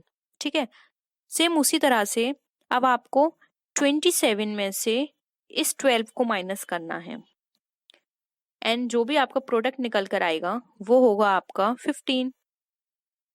अब 15 को आप मल्टीप्लाई करेंगे जब 3 से, तो आपके पास वैल्यू निकल कर आएगी 45। देखिए ये 45 आ गई। अब हमें ये वाली वैल्यू फाइंड आउट करनी है, तो यहाँ पर आपको ये वैल्यू करनी होगी। तो 27 में से आप जब 13 को माइनस करेंगे तो आपके पास वैल्यू निकल कर आएगी 14। उसी 14 में अगर आप 3 को मल्टीप्लाई करेंगे तो आपके पास वैल्यू अगेन निकल कर आएगी 42। तो यानी कि यहाँ जो वैल्यू आनी चाहिए वो होगी 42। तो ऑप्शन बी फ्रेंड्स यहाँ पे आपका राइट आंसर है। नेक्स्ट क्वेश्चन पे आते हैं, और फ्रेंड्स आज की इस वीडियो का ये लास्ट क्वेश्चन होगा, इसके बाद के क्वेश्चंस हम कल डिस्कस करेंगे। देखिए फ्रेंड्स, यहाँ हमें दे रखा है 3, 4, 5 और लास्ट में दे रखा है 7। देखते हैं ऐसा क्या इसमें मेथड हमें लगाना है कि हमारा लास्ट में हमारा 7 निकल कर आए।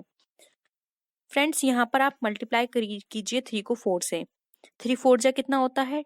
12, और इस 5 को इससे माइनस कर दीजिए, कितना निकल कर आ गया आपका? 7। उसी तरह से जब 7 से 3 को मल्टीप्लाई करेंगे आप, तो आपका कितना निकल कर आएगा? 21।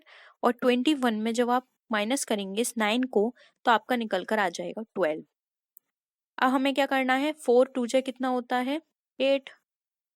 ठीक है, अब इस वाले 2 को हमें माइनस करना है इस 2 से, कितना निकल कर आया हमारा? 6।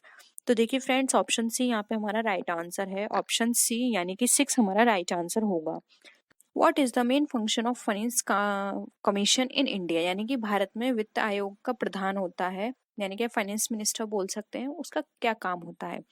Revenue distribution between centre and state, preparing an annual budget, advising the president on financial matters, allocation of funds to the ministry of union and the state। अब आपको बताना है इसमें से कौन सा काम होता है फाइनेंशियल कमीशन का जो हेड होता है। ठीक है, तो देखिए यहाँ पर फाइनेंस कमीशन की बात करें तो ये सारे ही काम एक तरह से फाइनेंस के अंडर आते हैं, लेकिन जो यहाँ पे प्राइमरी फंक्शन है और जो उसका मेन फंक्शन है वो होता है preparing an annual budget. Budget को प्रिपेयर करना उसका काम होता है। अब इस बजट के अंदर कहाँ किसको कितना एलोकेशन देना है, सेंट्रल के पास कितना, स्टेट के पास कितना, और क्या फाइनेंशियल मैटर्स होंगे, किस पे कितना एलोकेशन होगा, ये सारी चीजें एनुअल बजट के अंदर ही कवर हो जाती हैं। इसलिए यहाँ पे ऑप्शन बी राइट आंसर है, प्रिपेयरिंग एन एनुअल बजट। ये हमारे फाइनेंस कमीशन का काम होता है। ठीक है, नेक्स्ट आते हैं, एग मार्क क्या है? अब यहाँ पे हमें एग मार्क बताना है। ऑप्शन से cooperative of egg production, systematic market, farmers cooperative, या फिर quality guarantee pieces for things like egg, milk etcetera. अब देखिए फ्रेंड्स, एग मार्क का मतलब यहाँ पर बात की जा रही है, तो एग मार्क एक तरह से एक ऐसा मार्क होता है जो कि ये बताता है कि ये जो प्रोडक्ट है वो क्वालिटेटिव प्रोडक्ट है, यानी कि इस प्रोडक्ट में किसी भी तरह का कोई भी ऐसा प्रोडक्ट या इंग्रेडिएंट यूज नहीं किया गया है जो कि हार्मफुल हो। एग मार्क ही हमें ये बताता है। ठीक है, तो देखिए यहाँ पर इसका अगर हम बात करें तो राइट आंसर होगा option D, quality guarantee piece for things like egg, milk और एसेट्रा। ठीक है, नेक्स्ट आते हैं, what is the Indian economy in India? हमें इकोनॉमी बतानी है। What is the economy in India? Bharat में कैसी अर्थव्यवस्था है? तो बहुत ही सिंपल आंसर है इसका, हम सबको पता है भारत में जो इकोनॉमी है वो हमारी मिक्स्ड इकोनॉमी है। ठीक है, तो यहाँ पे ऑप्शन बी हमारा राइट आंसर हो जाएगा। यहाँ पर हमारे यहाँ जो सिस्टम फॉलो किया जाता है वो होता है for the people, by the people, of the people. ठीक है, तो ये मिक्स्ड इकोनॉमी का पार्ट होता है। अब देखिए यहाँ पर एक बहुत ही इंपॉर्टेंट क्वेश्चन है, आपको इस पर अच्छे से ध्यान देना है। इन 1955 they were nationalized by joining the Presidency Bank of Bengal, Madras and Bombay one banks were also renamed, यानी कि इनका एक नाम रखा गया था। अभी हम इसको अच्छे से डिस्कस करेंगे। What is the name of that bank, यानी कि इन्होंने ये बात करी, प्रेसिडेंसी बैंक थे हमारे तीन, बंगाल, मद्रास, बॉम्बे, इसको नेशनलाइज करके नाम रखा गया था, वो क्या है? तो फ्रेंड्स पहले एक बार अच्छे से समझ लिए। देखिए, बंगाल, मद्रास और बॉम्बे, इन तीनों प्रेसिडेंसी बैंकों को मिलाकर एक बैंक बनाया गया था जिसको बोलते हैं imperial bank of India. Note कर लीजिए अपनी नोटबुक में, इंपीरियल बैंक ऑफ इंडिया कब स्टैब्लिश हुआ था? 1921 में। यानी कि ये तीन बैंक थे, इनको प्रेसिडेंसी बैंक बोलते हैं, बॉम्बे, मद्रास एंड हमारा बंगाल। ठीक है, ये तीन बैंक थे, Bank of Bombay, Bank of Madras and Bank of Bengal. इन तीनों को मिलाकर एक बैंक बनाया गया था 1921 में, जिसको नाम दिया गया था इंपीरियल बैंक ऑफ इंडिया। अब फ्रेंड्स, इस इंपीरियल बैंक ऑफ इंडिया को नेशनलाइज किया गया था 1955 में। अब यहाँ पर इन्होंने पूछा 1955 में नेशनलाइज करने के बाद क्या नाम दिया गया था? Punjab national bank, syndicate bank, state bank of India या पंजाब एंड सिंध बैंक? तो फ्रेंड्स 1955 में जो नाम रखा गया था वो था स्टेट बैंक ऑफ इंडिया। कई बार ये भी क्वेश्चन पूछा जाता है कि स्टेट बैंक ऑफ इंडिया जो है वो कब स्टैब्लिश हुआ था? तो ये 1955 में स्टैब्लिश हुआ था। ठीक है, तो यहाँ पर ऑप्शन सी क्या हो जाएगा? हमारा राइट आंसर हो जाएगा। नेक्स्ट आते हैं, what is the currency borrowed by the commercial bank, कर लीजिएगा, commercial bank to maintain the reservation to assets ratio, यानी कि हमें ऐसी कौन सी करेंसी हम फॉलो करते हैं या बोरो करते हैं कॉमर्शियल बैंक में मेंटेन करने के लिए, जो हमारा असेट्स रेशो होता है। वाणिज्य बैंक द्वारा बट्टा की ओर से आरक्षित संपत्ति अनुपात बनाए रखने के लिए उधार ली गई मुद्रा क्या कहलाती है? तो फ्रेंड्स देखिए, यहाँ पर एक तरह से दो आंसर हो सकते हैं, क्योंकि ये क्वेश्चन थोड़ा सा इस तरह का है कि रेशो भी यहाँ पे आ सकता है और मनी भी आ सकती है। ठीक है, ऑप्शंस के अकॉर्डिंग हमें यहाँ पे मनी बतानी है। तो देखिए, इसको बोलते हैं रिजर्व मनी। ठीक है, रिजर्व मनी है जिसको एक मेंटेन करना पड़ता है असेट्स रेशियो को मेंटेन करने के लिए, तो उस रेशियो को बोलते हैं रिजर्व रेशियो। एक रिजर्व रेशियो होता है जिसको मेंटेन करना पड़ता है, उसको मेंटेन करके वो जो भी उसकी करेंसी है जो बोरो करी है उसमें भी वो अपना रेशियो वहाँ पे वो सेट करते हैं। तो देखिए, हॉट मनी, सॉफ्ट कॉल, कोई भी इसका आंसर नहीं है, इसका आंसर होगा नन ऑफ दिस, इसमें से कोई नहीं है। राइट आंसर है रिजर्व मनी। अगर आप चाहें तो नोट कर सकते हैं। ठीक है, अब आपको इसका मीनिंग और समझा देते हैं। हॉट मनी, सॉफ्ट मनी और कॉल मनी ये क्या होती है? तो फ्रेंड्स फर्स्ट आता है हॉट मनी। हॉट मनी एक तरह से हमारी उस कैपिटल को रिप्रेजेंट करती है जो कि फ्रिक्वेंटली ट्रांसफर होती है फाइनेंशियल इंस्टीट्यूशंस के बीच में। ठीक है, यानी कि एक तरह से आप ऐसा मानिए, कोई इन्वेस्टर है, उसने एक इंस्टीट्यूशन में इन्वेस्ट किया। ठीक है, अब उसको लगता है कि उस इंस्टीट्यूशन में वहां पर उसे जो उसका इंटरेस्ट मिलना चाहिए वो हाई रेट पर नहीं मिल रहा, तो वो क्या करता है, वहां से अपनी करेंसी को वापस लेके दूसरे इंस्टीट्यूशन में वो इन्वेस्ट कर देता है, वहां से वो हाई इंटरेस्ट चार्ज करता है। फिर वहां से उसे लगता है कि अब यहाँ से ज़्यादा हमें उस इंस्टीट्यूशन में मिल रहा है, तो वो फिर वहां पे इन्वेस्ट कर देता है। यानी कि एक ही मनी को बार बार फ्रिक्वेंटली ट्रांसफर करता रहता है, क्या करने के लिए? अपनी इंटरेस्ट को मैक्सिमाइज करने के लिए। यानी कि उसका जो हॉट मनी में जो मनी है उसका ट्रांसफर क्या होता है, बार बार रिपीट होता है, एक कंपनी में, फिर दूसरी कंपनी में, फिर तीसरी कंपनी में, मतलब जहां उसको लगता है कि इंटरेस्ट है वो वहां पे उसको बार बार फर्दर ट्रांसफर करता रहता है, तो वो हमारी कहलाती है हॉट मनी, फ्रिक्वेंटली ट्रांसफर होता है इसमें। अब आता है नेक्स्ट, सॉफ्ट मनी।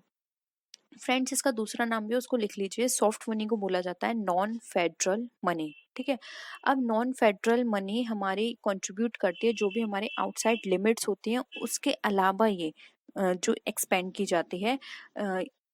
इस तरह की जो मनी होती है वो फेडरल लॉ की तरफ से इसको प्रोविजन मिला होता है, मतलब ये वहां से परमिट नहीं होती है, वहां से इनको अलाउ नहीं किया गया है फेडरल लॉ की तरफ से, लेकिन फिर भी इसको एक्सपेंड किया जाता है। अब इस तरह की मनी कहाँ पे खर्च होती है? जैसे कि हमें डोनेशन देना है स्ट्राइकर्स को, पोस्टर्स लगवाने के लिए, टेलीविजन ऐड देने के लिए, मेनली इस तरह की मनी पॉलिटिकल पार्टीज में होते हैं, जैसे कि उन्होंने किसी पर्टिकुलर पार्टी के लिए होल्डिंग लगवाया है या फिर किसी भी तरह का पोस्टर है, टेलीविजन ऐड है, तो वो हमारी कहलाती है soft money. Federal money provision करती है इस तरह के मनी का। नेक्स्ट आता है कॉल मनी। कॉल मनी आप सबने पढ़ा होगा, शेयर्स आपने पढ़े हैं। कॉल मनी उसमें वहाँ यूज़ की जाती है। कॉल मनी बेसिकली होती है कि अगर आपने किसी इंस्टीट्यूशन से, किसी बैंक से लोन लिया है, तो उसको पेमेंट करने के लिए वो कॉल करते हैं कि हाँ अब आपकी डेट आ गई, आप इस डेट को पैसा हमें इतना दे दीजिए। तो वो चीज़ कहलाती है कॉल मनी। जैसे आपने देखा होगा आपने शेयर में भी आप लिखते होगे फर्स्ट कॉल, सेकंड कॉल, यानी कि वो आपसे अपना पैसा मांग रहे हैं, वो कहलाती है हमारी कॉल मनी। ठीक है, आई होप ये सारे कॉन्सेप्ट आपको यहाँ पे क्लियर हुए होंगे। नेक्स्ट क्वेश्चन पे आते हैं। The government of India adopted the family planning program at the national level in the following year. यानी कि भारत सरकार ने परिवार नियोजन कार्यक्रम को राष्ट्रीय स्तर पर निम्न वर्ष में अपनाया है। अब आपको वो बताना है 1965, 62, 1957 या फिर 1952। तो फ्रेंड्स 5 ईयर प्लान की बात करें तो देखिए 1951 में आए थे 5 ईयर प्लान। लेकिन अगर हम इसको नेशनल लेवल पे अडॉप्ट की बात करें, देखिए यहाँ पे नेशनल लेवल पे अडॉप्शन की बात की गई है। 51 में आए थे लेकिन हमने इसको अडॉप्ट नहीं किया था। वर्ल्ड वाइड बात करें तो इसको अगर हमने अडॉप्ट किया था तो वो अडॉप्ट किया था 1 साल बाद, यानी कि 1952 में। इसलिए यहाँ पे ऑप्शन डी हमारा राइट आंसर है। कंफ्यूज मत होएगा, क्योंकि इससे पहले भी हमने एक बार ये वाला क्वेश्चन डिस्कस किया था, तो वहाँ पे स्टूडेंट्स को कंफ्यूजन हो रही थी कि ये 51 में आए हैं तो आप 52 आंसर क्यों बता रहे हैं। तो फ्रेंड्स 51 में ये आए थे लेकिन हमने उनको अडॉप्ट नहीं किया था। लॉन्च हो गया था 51 में लेकिन अडॉप्ट नहीं किया था। अडॉप्ट किया था 1 साल बाद 52 में। ठीक है, तो आई होप यहाँ पर अब आपको ये कॉन्सेप्ट क्लियर हुआ होगा। नेक्स्ट आते हैं, in which state is drip irrigation done. अब हमें बताना है जो ड्रिप इरिगेशन होता है वो कहाँ कहाँ होता है। तो देखिए ऑप्शंस के अकॉर्डिंग उत्तर प्रदेश, मध्य प्रदेश, महाराष्ट्र या फिर राजस्थान, ये ऑप्शंस हैं।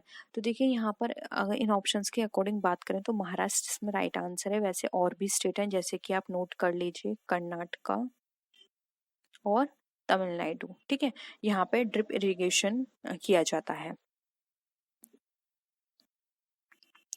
नेक्स्ट आते हैं, मोस्ट इम्पोर्टेंट क्वेश्चन है, ये एग्जाम में बहुत पूछा जाता है friends. Who is the father of green revolution in India. एक ग्रीन रिवोल्यूशन का क्वेश्चन बहुत आता है, एक होता है व्हाइट रिवोल्यूशन का। तो आपको ये बहुत अच्छे से याद रखना है। ठीक है, अब देखिए Norman Borlaug, M S Swaminathan, R K Narasimham या फिर डॉक्टर वर्गीस कुरियन। अब देखिए यहाँ पे ग्रीन रिवोल्यूशन पूछा गया है तो देखिए यहाँ पर आपको कंफ्यूजन होगा। दो नाम है नॉर्मन बोरलॉन्ग और एम एस स्वामीनाथन।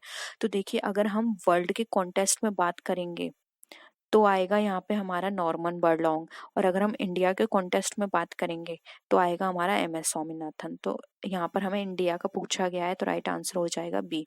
और अगर ये पूछा जाता है who is the father of green revolution of world at world level, इस तरह से क्वेश्चन आता है तो वो होंगे नॉर्मन बोरलॉन्ग। सबसे पहले नॉर्मन बोरलॉन्ग ने दिया था लेकिन इंडिया में ये कॉन्सेप्ट लेकर आए थे एम एस स्वामीनाथन। ठीक है, इसलिए इस क्वेश्चन के अकॉर्डिंग हमारा राइट आंसर है बी। अब यहाँ पर देखिए ऑप्शन में आपको वर्गीस कुरियन भी दिया है तो ये यहाँ पे नोट कर लीजिए, ये है व्हाइट रिवोल्यूशन के।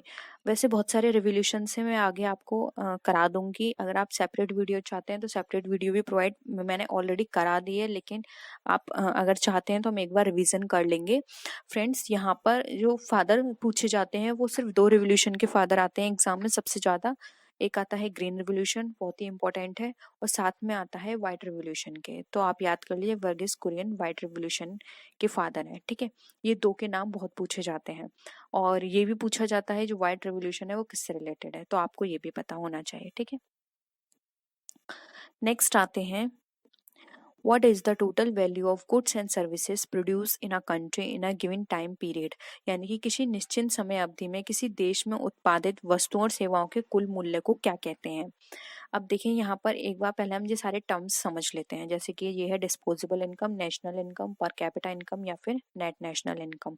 तो देखिए फर्स्ट आता है disposable income. Friend disposable income वो इनकम होती है जो कि हमारे पास रिमेनिंग होती है, यानी कि हमारे पास जितने भी टैक्स के डिडक्शंस हैं वो डिडक्ट करने के बाद जितने भी सोशल सिक्योरिटी चार्जेस हैं, सारी चीज़ें जितना भी हमारे पास इस तरह के खर्चे हैं वो सब देने के बाद जो हमारे पास रिमेनिंग अमाउंट बचा है हमारा सेविंग के लिए या फिर ये बोल सकते हैं स्पेंड करने के लिए, एक्स्ट्रा एक्सपेंड करने के लिए, वो हमारी डिस्पोजेबल इनकम कहलाती है। ठीक है, फॉर एग्जाम्पल जैसे कि हमें किसी चीज का रेंट देना है, वो तो हमारे लिए कंपलसरी है। ठीक है, हमें कहीं की फीस देनी है, कोई टैक्स देना है, कि कोई पॉलिसी का प्रीमियम देना, ये सारे कंपलसरी हैं। अब इन सबको देने के बाद जो हमारे पास पैसा बचता है, यानी कि उसमें से अब कोई खर्चा ऐसा नहीं होना है, वो जो पैसा बच रहा है, अब वो चाहे हम बाद में उसको सेविंग पर्पस से रखें, चाहे बाद में हम अपने ही ऊपर किसी और पर्पस से उसे यूज करें, वो अलग लेकिन इस तरह के खर्चों के बाद जो हमारे पास अमाउंट बचता है वो हमारा डिस्पोजेबल इनकम कहलाता है। आई होप ये कॉन्सेप्ट क्लियर हुआ होगा। नेक्स्ट आते हैं नेशनल इनकम पर। तो फ्रेंड्स, नेशनल इनकम हमारी वो इनकम होती है जो कि हमने किसी भी कंट्री के अंदर जो हमने टोटल अमाउंट अर्न किया होता है, वो हमारी नेशनल इनकम कहलाती है। पर कैपिटा इनकम की बात करें तो पर कैपिटा इनकम हमें बताता है एवरेज इनकम, यानी कि पर पर्सन की कितनी इनकम है, यानी कि टोटल हमने क्या ले लिए, नेशनल इनकम ले ली, फिर हमने ले लिया टोटल पॉपुलेशन, उसका हमने एवरेज निकाला, तो हमारे एक व्यक्ति की आय निकल कर आ गई कि एक पर्सन की आय कितनी है। वो एक पर्सन की आय या एवरेज इनकम जो होती है वो हमारी पर कैपिटा इनकम कहलाती है। नेक्स्ट आता है नेट नेशनल इनकम। तो फ्रेंड्स, नेट नेशनल इनकम में हम जब अपने नेट नेशनल प्रोडक्ट में से इनडायरेक्ट टैक्सेस सारे माइनस कर देते हैं तो वो हमारी नेट नेशनल इनकम कहलाती है। आई होप अब ये सारी चीजें आपको क्लियर हैं। ठीक है, अब आप क्वेश्चन एक बार फिर से पढ़िए। What is the total value of goods and services produce in a country in a given time period. अब इसके अकॉर्डिंग आपको यहाँ पे कौन सा लगता है? तो देखिए, डिस्पोजेबल ये नहीं हो सकता, पर कैपिटा नहीं हो सकता और नेट नेशनल इनकम नहीं हो सकता, क्योंकि यहाँ पे इनडायरेक्ट टैक्सेस की बात नहीं की गई है। तो यहाँ पे राइट आंसर क्या होगा? ऑप्शन नंबर बी, जो कि हो जाएगा हमारा नेशनल इनकम। नेक्स्ट आते हैं, which one of the following function in an economy is not included in the work of the central bank, यानी किसी अर्थव्यवस्था में निम्न में से कौन सा ऐसा कार्य है जो केंद्रीय बैंक में कार्य के रूप में शामिल नहीं होता? Act of foreign currency, monetary policy control, government spending control, या फिर एक्ट एज बैंकर्स बैंक। अब हमें इनमें से बताना है। तो फ्रेंड्स, इसका आंसर आपको मुझे देना है। एक ये क्वेश्चन आपके लिए होमवर्क के लिए, ठीक है? तो आप इसको नोट कर लीजिए, और अगर आपको भी इसका आंसर पता है तो आप कमेंट सेक्शन में या फिर लाइव चैट में दे सकते हैं इसका आंसर। ठीक है, एक आपके लिए होमवर्क के लिए है। एक और क्वेश्चन डिस्कस कर लेते हैं friends. What is brown revolution called, यानी कि जो भूरी क्रांति है वो किसे कहते हैं? Development of water industry, development of marine product, development of milk and milk product, या फिर development of food processing and soft drink industries. तो देखिए, यहाँ पर बात की जा रही है ब्राउन रिवोल्यूशन की। तो देखिए यहाँ पर इसका जो राइट आंसर होगा, ब्राउन इंडस्ट्री जो होती है वो हमारी बेसिकली हेल्प करती है बहुत सारी चीज़ों में, जैसे कि लेदर हो गया, कोकोआ हो गया, ऑर्गेनिक फार्मिंग हो गई, और सॉइल की क्वालिटी इंप्रूविंग की बात हो गई। तो इन सारी चीज़ों में ये काम की जाती है। ठीक है, इसलिए यहाँ पर ऑप्शन डी हमारा राइट आंसर है। एक बार अगर फ्रेंड्स हम एक बार यहीं पे जल्दी से डिस्कस कर लेते हैं, फिर आप और गूगल देख लीजिएगा। देखिए, ब्लैक रिवॉल्यूशन नोट कर चलिए, मैं आपको जल्दी जल्दी सारी चीजें बता देती हूँ। एक है हमारा ब्लैक रिवॉल्यूशन, ये किसके लिए होता है? ये पेट्रोलियम के लिए होता है। ब्राउन की हमने बात कर ली, ग्रीन की बात कर ली। ग्रीन रेवोल्यूशन होता है हमारा एग्रीकल्चर के लिए, नोट कर लीजिए, ग्रीन है हमारा एग्रीकल्चर के लिए। फिर आता है हमारा गोल्डन फाइबर। अच्छे से लिखिएगा फ्रेंड्स, गोल्डन दो हैं, मैं यहाँ पर गोल्डन फाइबर की बात कर रही हूँ। अभी गोल्डन फाइबर जो होता है ये हमारे जूट प्रोडक्शन के लिए होता है। और जो सिर्फ गोल्डन है, गोल्डन रिवोल्यूशन है, ये हमारी बात करता है हॉर्टिकल्चर, हनी और फ्रूट की। गोल्डन फाइबर जूट प्रोडक्शन की, और गोल्डन रिवोल्यूशन हमारा बात करता है हॉर्टिकल्चर, हनी और फ्रूट की। ठीक है, अब आते हैं पिंक रिवोल्यूशन। पिंक रिवोल्यूशन, तो फ्रेंड्स पिंक रिवोल्यूशन है हमारा ऑनियन और प्रॉन के लिए। किसके लिए? प्रॉन। ये हमारा सी में मिलते हैं प्रॉन हमें, और ऑनियन आप कलर से भी अंदाजा लगा सकते हैं। ऑनियन जो होती है लाइट पिंक कलर की होती है, ठीक है, और प्रॉन जो होते हैं वो भी हमारे पिंक कलर के होते हैं। अब आता है रेड रिवोल्यूशन। रेड रिवोल्यूशन किससे रिलेटेड होता है? तो रेड होता है हमारा मीट से, मीट और टोमेटो, क्योंकि ये दोनों ही किस कलर के होते हैं? रेड कलर के। ठीक है, अब और नोट कर लीजिए आप, एक होता है ever green revolution. Ever green revolution हमारा ओवरऑल एग्रीकल्चर प्रोडक्शन से रिलेटेड है। इसके बाद आता है राउंड राउंड रिवोल्यूशन यानी कि गोला। ठीक है, राउंड रिवोल्यूशन ये हमारा रिलेटेड होता है पोटैटो से। पोटैटो की शेप कैसी होती है, थोड़ा राउंड होती है, इसीलिए ये पोटैटो से रिलेटेड है। नेक्स्ट आता है सिल्वर फाइबर। सिल्वर फाइबर, अब सिल्वर फाइबर किससे रिलेटेड है, ये हमारा रिलेटेड होता है कॉटन से। सिल्वर फाइबर रिवोल्यूशन ये इसका पूरा नाम है। फिर आता है सिल्वर, एक है फाइबर और ये है सिर्फ सिल्वर रिवोल्यूशन। सिल्वर रिवोल्यूशन हमारा रिलेटेड है एग से। ठीक है, उसके बाद नोट कर लीजिए वाइट। वाइट रिवोल्यूशन हमारा किससे रिलेटेड है, ये हमारे जितने भी डेयरी प्रोडक्ट हैं जैसे कि मिल्क हो गया, ठीक है, या फिर हमारा कर्ड हो गया, बटर हो गया, जितने भी हमारे डेयरी प्रोडक्ट हैं उससे रिलेटेड है।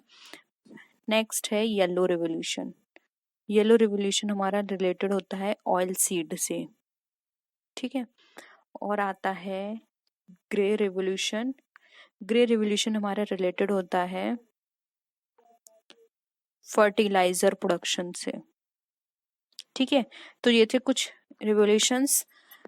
ये आपसे इस तरह से पूछे जा सकते हैं, बहुत ज्यादा टफ नहीं है क्योंकि मोस्टली तो सारे ऐसे हैं जो आप कलर से अंदाजा लगा सकते हैं। जैसे ऑयल सीड्स हमारे किस कलर के होते हैं, येलो, इसलिए येलो है।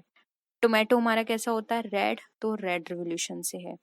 प्रॉन हमारे किस कलर के होते हैं, लाइट पिंक, इसलिए वो पिंक रिवोल्यूशन है। इस तरह से आप याद कर सकते हैं। फादर मैंने आपको बता दिया, सिर्फ दो के पूछे जाते हैं, green revolution and white revolution. तो ग्रीन के हैं MS स्वामीनाथन, और वर्ल्ड लेवल पे बात करें तो नॉर्मन बर्लॉन्ग, और अगर हम बात करें व्हाइट रिवोल्यूशन की तो वर्गीस कुरियन। ठीक है, तो इतना ही है आज के लिए। आई होप आपको आज की वीडियो पसंद आई होगी। वीडियो पसंद आई तो प्लीज वीडियो को लाइक कीजिए, अपने फ्रेंड्स के साथ शेयर कीजिए। किसी भी तरह की कोई भी क्वेरी हो तो जरूर बताइएगा। तो नेक्स्ट वीडियो में फिर मिलते हैं हम आपसे और भी अच्छी वीडियोस के साथ। तब तक के लिए टेक केयर, बाय बाय।